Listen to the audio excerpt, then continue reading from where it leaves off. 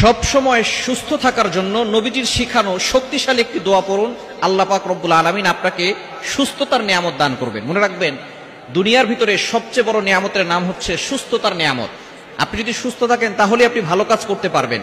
আপনি সুস্থ থাকলেই আপনার ভালো কাজ করতে ভালো লাগবে। কিন্তু সুস্থ না থাকলে, আপনি যদি অসুস্থ হয়ে যান, হ্যাঁ, সুস্থতাও আল্লাহ তাআলার নিয়ামত, অসুস্থতাও আল্লাহ তাআলার নিয়ামত। কিন্তু কেউ যদি অসুস্থ হয়ে যায় তাহলে দেখবেন তার ভালো খাবারটাও তার কাছে ভালো লাগে না, ভালো কাজ করতে তার ভালো লাগে না।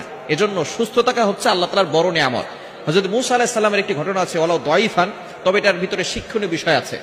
হযরত মূসা আলাইহিস সালাম একবার আল্লাহ পাক রব্বুল আলামিনকে প্রশ্ন করলেন, আল্লাহ, আমি যদি আল্লাহ হই আর আপনি যদি মূসা হন, তাহলে আপনি আমার কাছে কি চাইবেন?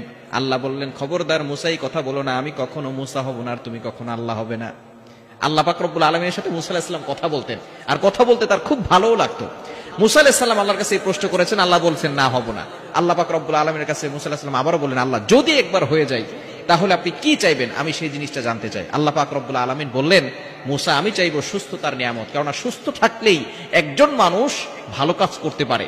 আপনি সুস্থ থাকলেই কিন্তু মানব কল্যাণের কাজ করতে পারবেন, অসহায় মানুষের পাশে দাঁড়াতে পারবেন, আল্লাহর ইবাদত করতে পারবেন, রাতের বেলা তাহাজ্জুদ করতে পারবেন। কিন্তু যদি আপনি অসুস্থ হয়ে যান, আপনি কিন্তু তখন ঘুমানো থেকে উঠতেই পারবেন না। এই জন্য অবশ্যই সুস্থতার নিয়ামতের জন্য আল্লাহর কাছে বেশি বেশি করে দোয়া করা। নবীজি সাল্লাল্লাহু আলাইহি ওয়াসাল্লামের শিখানো এই দোয়াটি বেশি বেশি পড়বেন।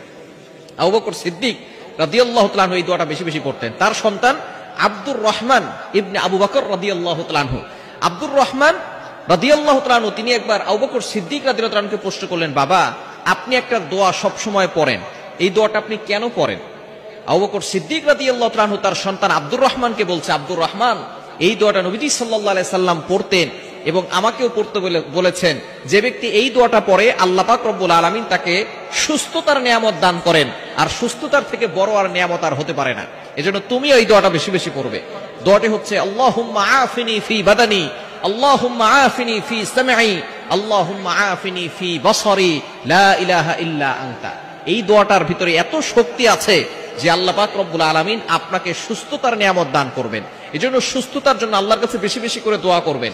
আমরা যখনই আল্লাহর কাছে দোয়া করি, আল্লাহ আমাকে একটা বাইক দেন, আল্লাহ আমাকে এটা দেন, আল্লাহ আমাকে ওইটা দেন, আমরা সুস্থতার নিয়ামতের দোয়া করি না। সুস্থতার নিয়ামতের দোয়া করবেন। হ্যাঁ, অসুস্থ হয়ে গেলে আবার হতাশ হয়ে যাবেন না। যারা মুমিন তারা কখনো হতাশ হয় না। Never lose hope, never give up.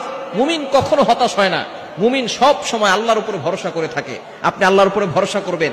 সাহাবায়ে কেরামরা অসুস্থ হলেও আল্লাহর শুকরিয়া আদায় করতেন। আর আমরা অসুস্থ হয়ে পড়লে, একবার ঠান্ডা লেগেছে, তারপরে জ্বর চলে আসছে, জ্বর সারার পরে অন্য একটা রোগ হলেই মাথা গরম হয়ে যায় আর অভিযোগ করা শুরু করে, আল্লাহ, তুমি কি শুধু আমাকেই দেখো, আর কাউকে দেখো না?